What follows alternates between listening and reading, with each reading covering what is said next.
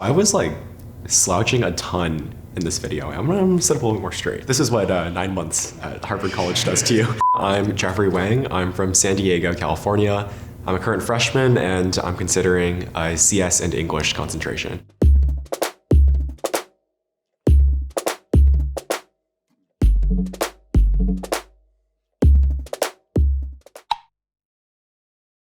I remember being quite starstruck when I first came here, so I want to know what I said. My first impressions of Harvard, coming from a very sprawling suburban city, was one, marveling at how urban this place is. Annenberg towers far above any building I've ever seen in San Diego.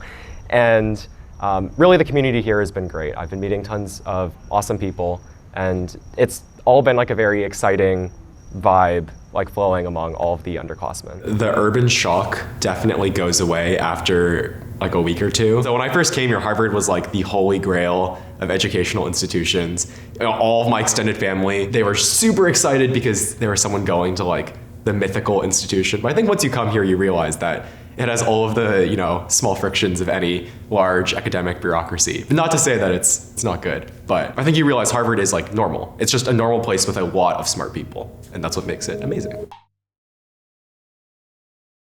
I probably said something about the people, meeting a bunch of amazing people, and then also just trying a ton of things. I think what I'm looking forward to the most is, while everyone is still sort of open and the cliques haven't really developed yet, just meeting tons of people. I stood in front of the Annenberg dining hall on my second day here, and I just thought to myself, wow, there's like a really large chance that there are future presidents or senators or representatives or CEOs in this crowd. And I found myself sort of marveling at that fact because it seemed almost unbelievable. Like I'd sit across the table with someone, chat a little bit with them, and they could be someone like really big in the future. So just getting to know everyone, understanding my place in this community with my interests and how I can add and contribute to this community. I think that's really what I want to flesh out in this first year. Aw, that was wholesome. Again, I think there definitely is a bit of a sense where when you first come here, you're just in awe of everyone else that's here. But then again, you start to realize like, yeah, everyone is normal. People will oversleep their 9 a.m. classes and whatnot. I think I'd still say the same thing. Like having that freshman awe is a really like unique and kind of liminal time before people start developing their own friend groups and people start doing their own thing. That's definitely the right attitude to have coming in. My sophomore year, I probably said something about, all the Harvard traditions. Most freshmen know there's a list of like 3 or 4 things that you want to check off. I did not check off all of them, but I checked off at least one. Maybe, sorry, mom and dad, I don't know if they know that. Everyone that comes to Harvard more or less is like a really good high school student. Okay, we all want to do well in our classes, and obviously that's important to me. But I think relationally, that's the place where I see the most space for me to grow, and the thing that's ultimately going to be the most important to me. Because again, there are so many important future presidents to be here, and I want to be able to mature as an adult, not just as a student living here. That experience will be incredibly valuable over the next 9 months. A lot of people come here trying to rush into all the social organizations and all the clubs to get like as broad of a social spread as possible. But I've honestly really appreciated the like very small groups of people that I've been in just for extended groups of time. So like in my math class, like we all just struggled together through one math class for an entire semester, and it was only like 20 people. And I think I appreciated those connections more than just like the sort of like filler small talk that you'll see everywhere else. I probably just said something to the extent of, I never lived alone before coming here, and just all the freedom that comes associated with that. For instance, next week I'm going skydiving.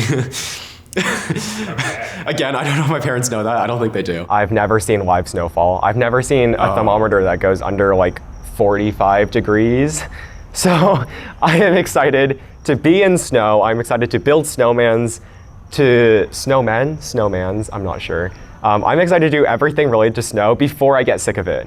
Because I feel like there is this sort of wonder, like this child childlike wonder that you first view snow with, and then I'll get through that, and then snow will become like a burden to me after that. Snow becomes a burden to you like after the second time that it falls. We had this light snowfall, and then the very next time it snowed, there was like 4 feet of snow. And then you realize you can't eat because you're trapped inside. And you realize that, you'll get waken up at 7 a.m. in the morning because there are like snow trucks going on outside. I'm ready to go back to San Diego this summer. Ooh, I feel like I might have switched my answers for this question and the last question between then and now. So for the last question, I said living alone was the thing I was looking forward to the most, and it actually was the snow. And I think for this question, I would say the biggest challenge I faced this year was the weather. But the thing I probably said was living by myself. I think the biggest challenge that I'll face, again, comes from the fact that myself and a lot of other people here were pretty high performers in high school. Oh, okay. And impostor syndrome. being put in an environment where everyone around you is so brilliant, and being able to not feel imposter syndrome from it, but instead to use that as a basis for growth. Yes. I think that'll be like the biggest shift for me in terms of my environment. But it's one that I'm looking forward to a lot. Everybody feels imposter syndrome. It is like difficult to genuinely be like the very best person at like one particular thing. But I think something I'd say in response to that is I might not be as technically gifted as some other people here, but as someone who's like joint concentrating in CS and English, I'm absorbing sort of the Harvard liberal arts and humanities side of the world more than some other people I know. So I don't think imposter syndrome is warranted when you realize that like you are your own person and that's why you're here. What was truly the biggest challenge? Between all the different events that you can do, between all the different clubs that you can do, between like just the myriad of different ways you can spend your time, like filtering out which ones are the right ones for you. You could put all your time toward classes, you could join every club in existence here, you could work a part-time job. Trying to figure out what the best thing for you to do is, I think, is the biggest challenge that I faced. This is the one moment of the interview that like is like really, really ingrained in my memory. I said something about how like if I were to give advice to myself in the future, not to lose the freshman energy and to still look at the world with awe. That's exactly what I said. Over the past couple of days over orientation and meeting everyone just has this sort of glow about them. There's like this electricity that's pulsing through everyone. What is that called? And my brother who's a senior in college, has called it freshman energy.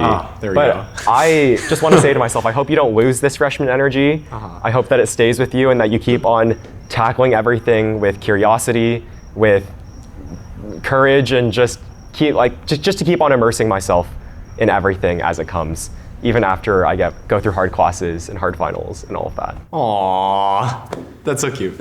I still have some of the freshman energy. I think having too much freshman energy can be a little tiring because you can't just like jump at every single thing that happens here because then you're just jumping way too much. But I think by the end of your freshman year, a really common thing for my upperclassmen friends as well is they sort of describe this like gradual jading that happens in your second semester. I've definitely felt that a little bit, but a good reminder that if you look at the world with awe, the world will look with awe back at you.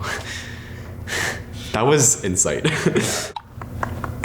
What I tell old Jeffrey? Dear old Jeffrey, I think what I would tell you is that even though there are so many different pressures to try and do things at Harvard and so many different people that will tell you what the right thing to do is, ultimately, you internally know what is best for you, and not just best in the sense of like outcomes, but best in the sense of what actually interests you. I mean this not only for your classes and all the different extracurriculars or whatever you might do, but also more broadly when you start thinking about like areas that you want to specialize in and things that you want to experience in this world. There are a lot of distractions out there that you've learned that you don't enjoy, even though other people do enjoy them. So just pursue what you like the most. Ultimately, that's what will be the most fulfilling to you. Love you. Okay.